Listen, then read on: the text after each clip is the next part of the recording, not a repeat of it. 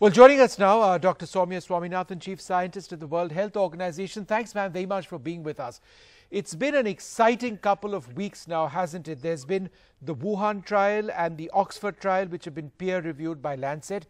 And now there's a sense of optimism about Moderna, possibly about Pfizer as well. And of course, there are so many other vaccine candidates.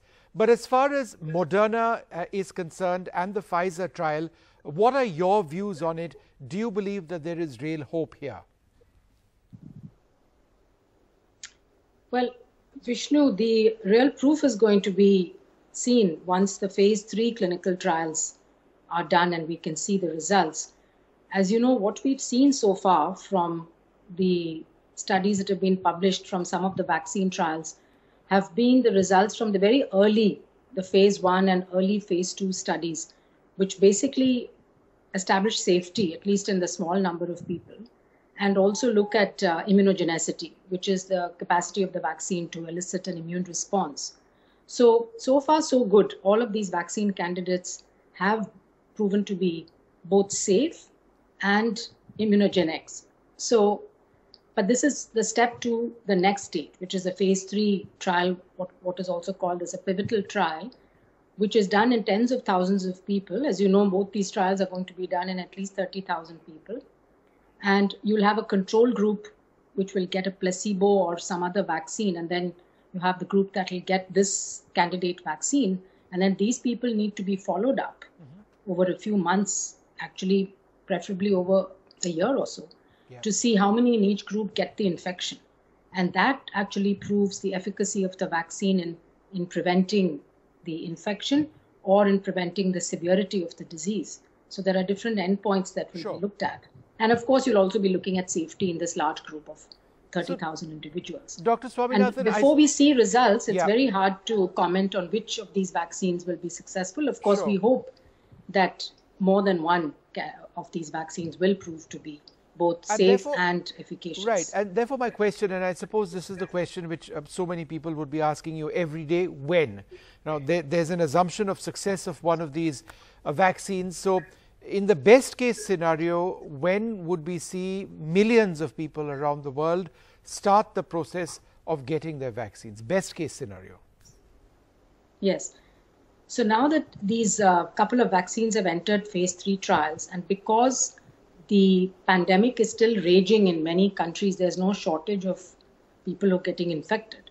And so these trials may be able to get done in relatively short periods of time. So at least there'll be short-term results known, let's say in the next 3 to 6 months. And then there's the scaling up of the doses, the manufacturing of the vaccine, which of course, again, companies are preparing in advance for. That's why all of this investment that's gone into the companies, both from the US government and from other governments around the world, and from the ACT Accelerator, which is the global coalition that was brought together by WHO, was exactly to put in place manufacturing. So I think optimistically and realistically, we're looking at somewhere in the first half of 2021 to start seeing the first hundreds of millions of doses becoming available. And if you talk to the CEOs of these vaccine companies, what they say is that never before has the world needed vaccines in the billions. It's always been in the hundreds of millions, because most vaccines are given, to children or other select populations. So this is a very big challenge. And of course, the more the vaccine candidates we have that are found to be safe and effective, the better, because then you can have more manufacturing sites. So the first tranche of vaccines would probably be available early mid-2021. And these would have to then be prioritized by the global community to go to people who are at the highest risk of infection, to protect those who are the most vulnerable. Dr. Swaminathan, genetic mutations and the COVID virus, could this have an impact on the vaccines? Potentially, yes. But what we know of the genetic sequence so far of the virus, of course, it's been mutating, it evolves. All viruses do that. And there's been a very good program of tracking these mutations. We have, I think, currently 65,000 odd genetic strains of the whole genome sequence of the virus in a public database that scientists are tracking. The mutations so far have not affected the binding capability of the virus to the cell in the human body. There is one particular mutation that scientists have been concerned about, which increases the capacity of this virus to replicate. But it looks like that particular mutation also increases the susceptibility of the virus to killing by antibodies.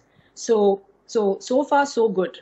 But that's not to say that the virus could not mutate, because all the vaccines in development are targeting the same spike protein. Sure. So that's one of the downsides, that if the virus mutates there, then we have very little options. So there's a whole second generation of vaccines now that's starting to look at the other proteins of this virus. Dr. Swaminathan, I wanted to get your views on something which we see here in India, a rapid rise, particularly in states like Delhi, of rapid antigen tests. Now, rapid antigen tests are not the gold standard. RT-PCR tests are the gold standard. And therefore, there is a statistical fact that a large number of people who are tested to end up having false negatives as far as rapid antigen tests are concerned. But the way things work over here in Delhi is that if you are symptomatic, right, then and still test negative in an antigen test, then you are told you must have an RT-PCR test because we need to figure out what's happening. But if you are asymptomatic, as I understand it, then you don't need to do an RT-PCR test. In other words, there's a concern that a lot of people who are asymptomatic may actually be out there in parts of India on the basis of having tested negative in an antigen test. Is this a concern? Well, yes, I think the testing strategy of any country should be to try to identify the largest possible number of people who are infected, because then you can take the next steps of actually isolating them, making sure their contacts get traced and tested and quarantined, etc., and also being able to provide care for them, being able to follow them up, because people can start with very mild or no symptoms and then progress quite rapidly to severe disease. So there are many advantages to testing. It's interesting that the serological studies that have been done in Delhi, now Mumbai, I saw some results today, and Ahmedabad, show that quite a large proportion of people, at least in those containment zones and hotspots, were positive. So compared to the number who were actually detected. So I think, and this is not only in India, but everywhere around the world, the proportion of people who are detected is much, much smaller than the real numbers who are infected, anywhere in the range of 10 to 20 times. With the antigen test, I think there is this concern that the sensitivity is anywhere between 50, 60, 70%. And so you may be missing a large number of infections. And ideally, they should all be retested with the RT-PCR. But of course, there are logistical issues to be kept in mind. I think the high throughput testing that's recently been set up in 3 cities, and pooled testing using RT-PCR, but pooling samples, particularly in low prevalence areas, or targeted groups who could be periodically tested. I think those may be also approaches to consider. Sure. Well, Dr. Swaminathan, it's always a pleasure speaking to you. Thank you so much for sharing your thoughts. Let's hope, we are finally getting to a stage when we can see the light at the end of the tunnel, but that really depends, as you mentioned, on whether these vaccines work, and we can't get ahead of ourselves, not at all. Thanks very much for being with us. Thank you.